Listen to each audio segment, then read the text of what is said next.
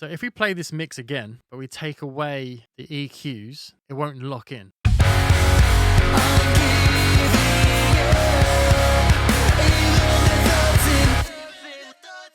So it's fighting the vocals there. If we bring in the EQ.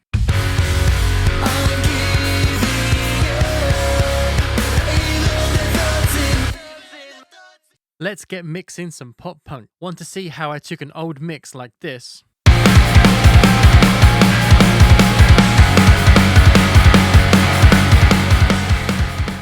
and transformed it into this.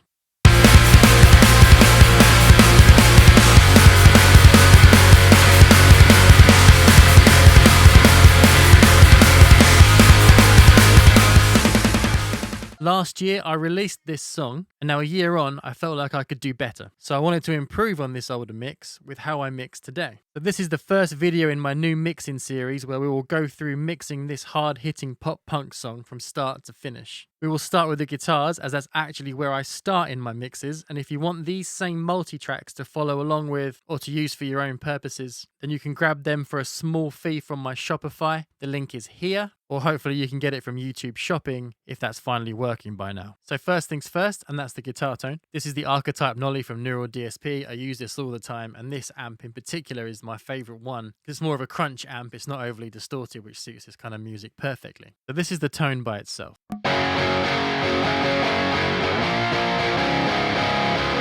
A few things I would like to note, which are important here, is that the gain isn't whacked up massively. It's just under 6 here, and the mids are pushed quite high. I was always taught to dial metal guitar tones where you scoop the mids, but in pop punk that just seems to cause more issues and really sucks the life out of your mix and your guitars. So if we scoop the mids and hear that again,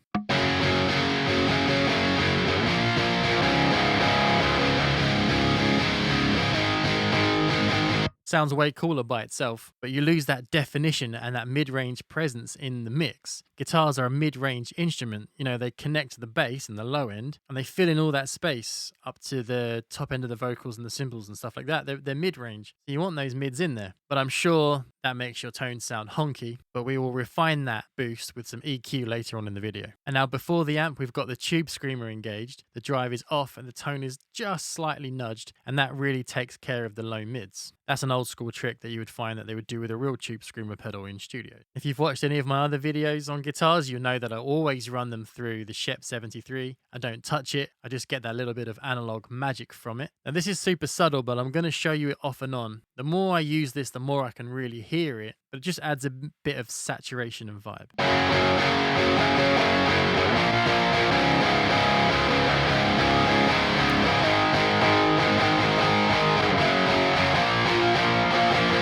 Hopefully you caught that. It's quite subtle. Now EQ, what we've got here is the low pass and high pass filters. We've got some cuts that take care of the harshness, and then we've got these mid cuts here. So like I said earlier, when we boosted those mids, we're now taking care of the bits we don't want, and we're left with the mid-range presence and the goodness of the mids without that horrible stuff that usually puts you off boosting anything in that sort of frequency range. So let's hear this EQ off and on, and then I'll take you through each one.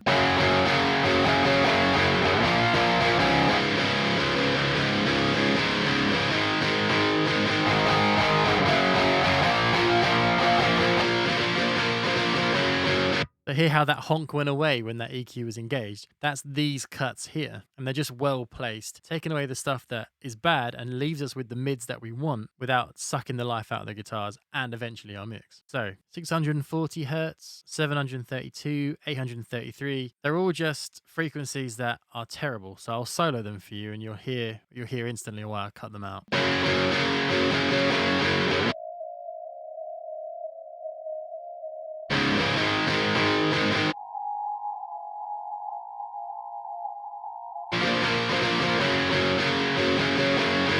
So you find a couple of points like that, and then I've set them to dynamic EQs, which isn't that important, but it just means that they're only really pulling down on those frequencies when they get above a certain, decibel level. We've also got this one here, just above 1K. I would class this as a mid 2, so we'll quickly just do that, but it's only a tiny little cut.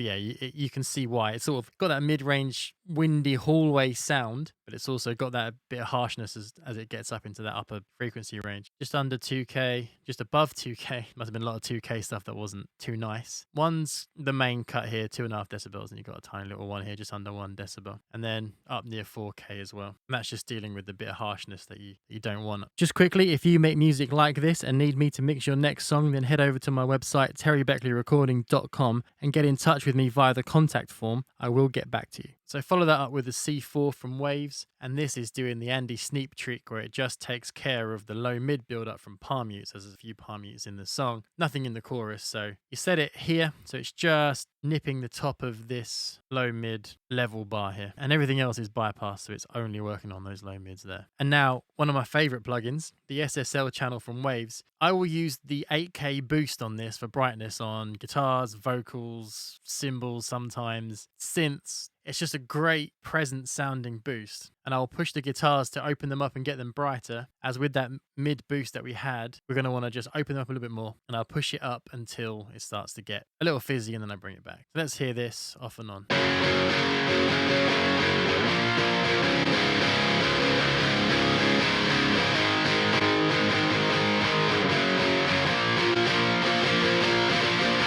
See, there's some bite there and aggression, and it opens them up. Those cuts we had before will dull the guitar out a little bit, so it's nice to bring some presence back after you take care of that harshness. So you get a more pleasing top end on the guitars. And then this is a new addition to my mixing chain. This is a limiter from Joey Sturgis Tones, and it's aggressive and it's dirty in a great way. I'm only using this slightly on these just to lock them in place. But if this was a more aggressive like genre, or as you'll see with the fuzz guitars later, I dial it in a bit harder, it really does have a cool vibe.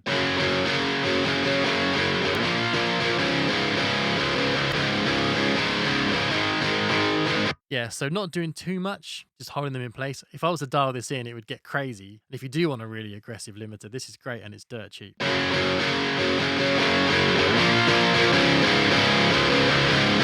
Gets pretty aggressive pretty quickly, but you know, a little smidge of that is great. So if we play this mix again, but we take away the EQs that we used, I want to show the importance of those mixing bits. So you get the tone and it sounds good, but without actually EQing it and mixing it properly, it won't lock in.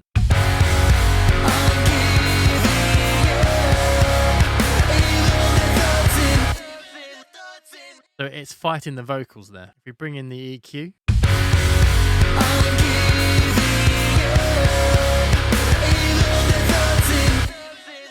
it's not too obvious, but hopefully you can hear that it's no longer fighting the vocals and it's sitting in its own place. It's brighter along with the rest of the track, which is quite bright, and those mids are there in a nice way rather than swallowing up the vocal. So if you do get the multi-tracks, you'll get these fuzz tracks here, and what they are is just single note strumming for just some bigness. So this I did distort, I did push the gain on these. This is what the DI sounds like. Just the one string, and it's just meant as a texture, as a layer to complement the rhythms and be big when the chorus is hit. So I used the Oracle from ML Sound Labs, and this is quite distorted because this is a fuzz track and it's just meant to flesh out the rhythms and extend the low end and the top end of the guitars when the chorus come in, which is why the mids here are actually scooped completely. This is how the tone sounds.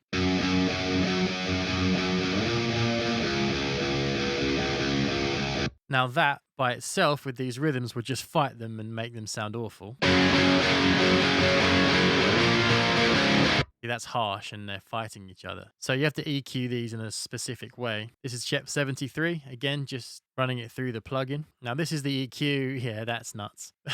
But that is because I'm just pulling bits out that are fighting with the rhythm guitars because they're the main thing here. And I just want to just add a subtle bit of extra size when the chorus hits. So same, roll off the low end, roll off the top end, and then big mid cuts because that's where I want the rhythm guitars to shine. So that's why there's this huge cut at 700. And then the low mid areas, which you'll typically have issues in guitars, distorted guitars around here anyway, just under 200 hertz and 300 there. And this is all just harshness that with the two together, that harshness just goes crazy. So let's turn this off, play it with the rhythm, and hopefully you'll hear the importance of the EQ.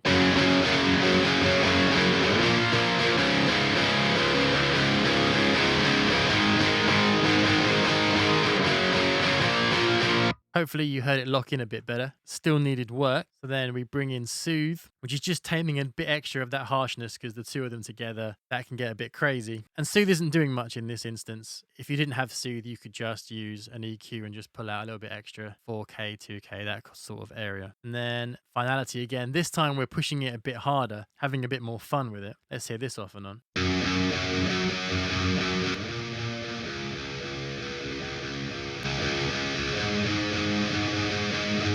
The needle still ain't moving. You know, you could go a lot further with this, but you know, obviously there's a volume jump, but there's also, we're locking this in. It's single string stuff. You want to lock that in. And then phase, I'll always check it because it's two guitar parts at the same time. You don't want to make things worse. All I've done here is flip the phase just because I would have thought it sounded better. And then the SSL EQ, no boost this time because we've already got that from the rhythms and we don't want to add to that harshness up there. I just love how these filters sound for guitars. So I've rolled off everything I felt like I needed to. On top of the one from the EQ before, I probably just felt it needed a bit more. I know I can trust these filters, and then I've pulled everything back above 8, but these slopes are really gentle. And that's the bulk of the guitars. We have some interesting lead guitars going on in the verses, so let's look at those. I'm sick of waking and starting my day with somebody else's agenda. It plays the back of my... Well, let's hear that by itself.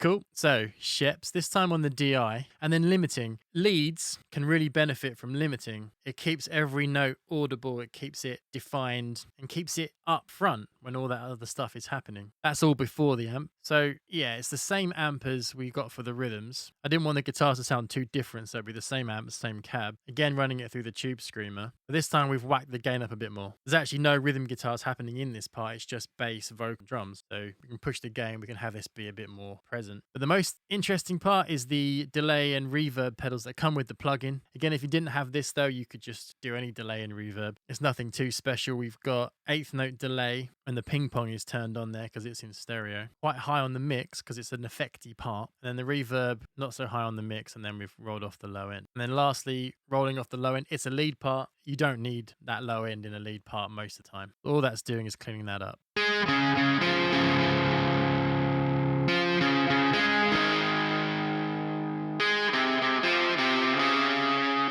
It's supposed to be airy and floaty, and it's not supposed to sound like it's right in your face. And then we have this higher up chord part here, stripped back for the verse.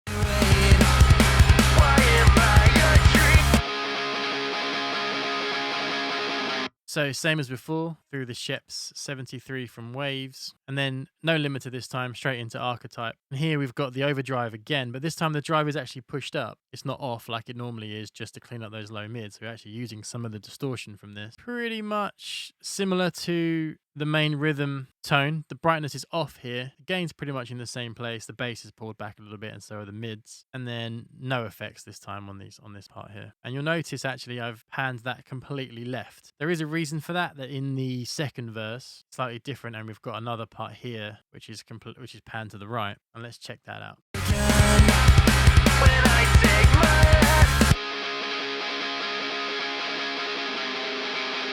cool, so it's a similar kind of part to what we just saw. We've got the Sheps on the DI, running into Archetype, same amp I would imagine. Yep, different cab actually here. It's the actual matched cab to that one, as I did want a bit of contrast between the left panned part and the right panned part. And then overdrive pedal, same as the other one, we've got it on and we've got the drive actually engaged there. And then again, rolled off the low end and boosted some of that 8K that I love to do and rolled off the low end again, probably just because I copied it over from another track. I don't think that's doing anything with that cut we have on the EQ, but that's just to boost some presence. And then we've cut these mids out. I wanted to push this part back, and those mids were too present and too similar to the rhythm, getting in the way of everything, so that's why I've cut those back there. So 700 and 1K. I'll show you what I mean by that. If I mute this, play the mix, hopefully you'll hear that those cuts tuck the guitars back a bit. When I take my last breath, I know I'll regret burning the minutes, the hours away. There's nothing I can do, I wish. So he pushes them to the background, gets them out of the way of the guitars. And here we have the Telefy plugin from Black Salt Audio. I've been enjoying their plugins a lot recently. And this is just a lo-fi, and you just dial in how much effect you want, and then you can tilt it low or high afterwards. And that's what's giving that sort of lo-fi guitar sound.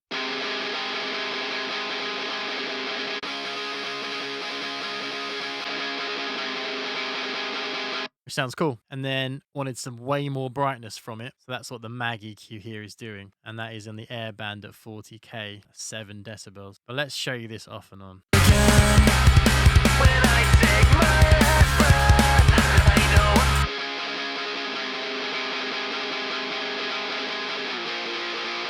So it just lifts it up because I felt like it was too dull. I think that's more of a, if you listen to the whole song and the part before it, it needed that lift to stay consistent. So lastly, we've got this heavier, chuggy bit at the end, which I've called Guitar Palm. If you do get the multi-tracks, what I've actually done is cut the rhythm DI out and altered the tone for that ending part. So same settings, but what I would have done here is I pushed the gain up slightly on the amp, but most likely, yeah, we've got the second overdrive pedal on here pushed up because it's just a bit a chuggy part at the end, and I wanted that to come up, you know, be a bit heavier.